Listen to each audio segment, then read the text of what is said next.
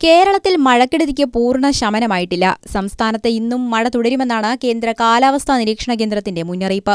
അടിയന്തര സാഹചര്യങ്ങൾ മുൻനിർത്തി ഇന്ന് 7 ജില്ലകളിൽ ഓറഞ്ച് അലർട്ട് പ്രഖ്യാപിച്ചിരിക്കുകയാണ്. പത്തനംതിട്ട, ആലപ്പുഴ, കോട്ടയം, ഇടുക്കി, എറണാകുളം, കണ്ണൂർ, കാസർഗോഡ് എന്നീ ജില്ലകളിലാണ് ഇന്ന് ഓറഞ്ച് അലർട്ട് നൽകിയിട്ടുള്ളത്.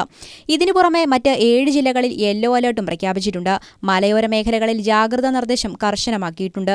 ഓറഞ്ച് അലർട്ട് പ്രഖ്യാപിച്ച ജില്ലകളിൽ ഒറ്റപ്പെട്ടയിടങ്ങളിൽ അതിശക്തമായ മഴയ്ക്കും മണിക്കൂറിൽ 50 കിലോമീറ്റർ വരെ വേഗതയിൽ വീശിയടിച്ചേക്കാവുന്ന കാറ്റിനും സാധ്യതയുണ്ടെന്നാണ് മുന്നറിയിപ്പ്. തെക്കൻ തീരങ്ങളിൽ കടൽക്ഷോഭത്തിനും സാധ്യതയുണ്ട്. ജനങ്ങൾ അതീവ ജാഗ്രത പാലിക്കണമെന്ന് അധികൃതർ ആവർത്തിച്ച് ഓർമ്മിപ്പിക്കുന്നു. മഴ ശക്തമായി തുടരുന്ന പശ്ചാത്തലത്തിൽ കോട്ടയം, തിരുവല്ല, കുട്ടനാട്, ചെങ്ങന്നൂർ, കാർത്തികപ്പള്ളി താലൂക്കുകളിലെ വിദ്യാഭ്യാസ സ്ഥാപനങ്ങൾക്ക് ഇന്ന് അവധി പ്രഖ്യാപിച്ചിട്ടുണ്ട്. കൂടാതെ ദുരിതാശ്വാസ ക്യാമ്പുകൾ പ്രവർത്തിക്കുന്ന ജില്ലയിലെ മറ്റ് സ്കൂളുകൾക്കും അവധി ബാധകമാണ്. കുട്ടികളുടെ സുരക്ഷ മുൻനിർത്തിയാണ് ഈ നടപടി. കോട്ടയം ജില്ലയിലെ സ്ഥിതിഗതികൾ നോക്കിയാൽ ജലനിരപ്പ് ചിലയിടങ്ങളിൽ താഴാൻ തുടങ്ങിയിട്ടുണ്ടെങ്കിലും മധ്യകേരളത്തിലെ ഭൂരിഭാഗം കുടുംബങ്ങളും ഇനിയും വീടുകളിലേക്ക് മടങ്ങിയിട്ടില്ല. പത്തനംതിട്ടയിലും കോട്ടയത്തും മാത്രം ദുരിതാശ്വാസ ക്യാമ്പുകളിൽ കഴിയുന്നത് 20,000-ലേറെ പേരാണ്. പമ്പ, അച്ചൻകോവിൽ, കക്കാട്, കല്ലാർ തുടങ്ങിയ നദികളിലെ ജലനിരപ്പ് താഴുന്നത് ചെറിയൊരു ആശ്വാസമാകുന്നുണ്ടെങ്കിലും കോട്ടയത്തെ പടിഞ്ഞാറൻ മേഖലകളിലും താഴ്ന്ന പ്രദേശങ്ങളിലും ഇപ്പോഴും വെള്ളക്കെട്ട് രൂക്ഷമായി തുടരുകയാണ്. പലയിടങ്ങളിലും റോഡുകൾ ഗതാഗതയോഗ്യമായി വരുന്നുണ്ടെങ്കിലും ദുരിതം പൂർണ്ണമായും ഒഴിഞ്ഞിട്ടില്ല. കോട്ടയം ജില്ലയിലെ പാലാ മേഖലയിൽ മഴക്കെടുതി വലിയ രീതിയിലുള്ള പ്രതിസന്ധിയാണ് സൃഷ്ടിച്ചിരുന്നത്. മീനച്ചിലാറ്റിലെ ജലനിരപ്പിലുണ്ടായ പെട്ടെന്നുള്ള ഉയർച്ച പാലാ നഗരത്തെയും സമീപ പ്രദേശങ്ങളെയും വെള്ളത്തിലാഴ്ത്തിയിരുന്നു. പാലാ ടൗണിലെ പ്രധാനപ്പെട്ട വ്യാപാര സ്ഥാപനങ്ങളിലേക്കും കടകളിലേക്കും വെള്ളം കയറിയത് കച്ചവടക്കാരെയും സാധാരണക്കാരെയും ഒരേപോലെ പ്രതിസന്ധിയിലാക്കി. ലക്ഷക്കണക്കിന് രൂപയുടെ നഷ്ടമാണ് പ്രാഥമികമായി കണക്കാക്കുന്നത്.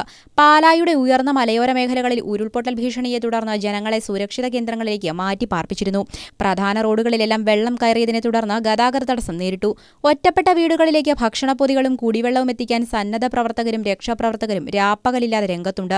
നഗരത്തോട് ചേർന്നുള്ള താഴ്ന്ന പ്രദേശങ്ങളിലെ വീടുകളിൽ ഇപ്പോഴും 2-3 അടി വെള്ളം കെട്ടിക്കിടക്കുകയാണ്. വെള്ളമിറങ്ങിയാൽ മാത്രമേ വീടുകൾ വൃത്തിയാക്കിയ ആളുകൾക്ക് തിരികെ പ്രവേശിക്കാൻ സാധിക്കൂ. വീടുകൾ വിട്ടിറങ്ങേണ്ടി വന്നവരുടെ അവസ്ഥ അതീവ ദയനീയമാണ്. കോട്ടയം ജില്ലയിലെ വിവിധ ക്യാമ്പുകളിൽ കഴിയുന്നവരുടെ കണ്ണീരും ആശങ്കയും മാറുന്നില്ല. സർക്കാരിന്റെയും സന്നദ്ധ സംഘടനകളുടെയും ഭാഗത്തുനിന്ന് ആവശ്യമായ സഹായങ്ങൾ ക്യാമ്പുകളിൽ എത്തിക്കുന്നുണ്ടെങ്കിലും തിരികെ വീടുകളിലേക്ക് പോകുമ്പോൾ എന്തു ചെയ്യുമെന്ന വലിയ ചോദ്യചിഹ്നത്തിന് മുന്നിലാണ് ഈ കുടുംബങ്ങൾ. വീടുകളുടെ ചുവരുകൾ തകർന്നതും വീട്ടുപകരണങ്ങൾ നശിച്ചതുമെല്ലാം ഇവരെ കടുത്ത മാനസിക സംഘർഷത്തിലാക്കുന്നുണ്ട്. നദികളിലെ ജലനിരപ്പ് നിലവിൽ താഴ്ന്നു തുടങ്ങിയിട്ടുണ്ടെന്നത് ആശ്വാസകരമാണ്. പമ്പ, അച്ചൻകോവിൽ, മീനച്ചിലാർ തുടങ്ങിയ നദികളിൽ അപകടനില ഒഴിഞ്ഞിട്ടുണ്ട്. എങ്കിലും ഓറഞ്ച് അലർട്ട് നിലനിൽക്കുന്നതിനാൽ ഡാമുകളുടെ ജലനിരപ്പ് അധികൃതർ സൂക്ഷ്മമായി നിരീക്ഷിച്ചു വരികയാണ്. അണക്കെട്ടുകളുടെ ഷട്ടറുകൾ തുറക്കേണ്ടി വന്നാൽ താഴ്ന്ന പ്രദേശങ്ങളിലുള്ളവർ വീണ്ടും ജാഗ്രത പാലിക്കേണ്ടി വരും. റവന്യൂ വകുപ്പും ഫയർഫോഴ്സും DRF സംഘങ്ങളും അതീവ ജാഗ്രതയിലാണ്. കോട്ടയം, പാലാ മേഖലകളിലടക്കം പലയിടങ്ങളിലും ജലനിരപ്പ് കാര്യമായി താഴ്ന്നു തുടങ്ങിയിട്ടുണ്ട്.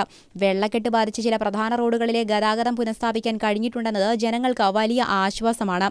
എങ്കിലും പൂർണ്ണമായും ജാഗ്രത കൈവിടാൻ സമയമായിട്ടില്ല. കാലാവസ്ഥ അനുകൂലമായി വരുന്നുണ്ടെങ്കിലും താഴ്ന്ന പ്രദേശങ്ങളിൽ നിന്നും വെള്ളം പൂർണ്ണമായി ഇറങ്ങാനും ക്യാമ്പുകളിൽ കഴിയുന്ന ജനങ്ങൾക്ക് തങ്ങളുടെ വീടുകളിലേക്ക് സുരക്ഷിതമായി മടങ്ങാനും ഇനിയും സമയം വേണ്ടിവരും. സർക്കാരിന്റെയും സന്നദ്ധ സംഘടനകളുടെയും തദ്ദേശ സ്വയംഭരണ സ്ഥാപനങ്ങളുടെയും നേതൃത്വത്തിൽ ശുചീകരണ പ്രവർത്തനങ്ങളും മറ്റും അടിയന്തര സഹായങ്ങളും യുദ്ധകാലാടിസ്ഥാനത്തിൽ പുരോഗമിക്കുകയാണ്. വീടുകളിലേക്ക് മടങ്ങുന്നവർ ആവശ്യമായ മുൻകരുതലുകൾ സ്വീകരിക്കണമെന്നും ആരോഗ്യവകുപ്പിന്റെ നിർദ്ദേശങ്ങൾ കർശനമായി പാലിക്കണമെന്നും അധികൃതർ ഓർമ്മിപ്പിക്കുന്നു.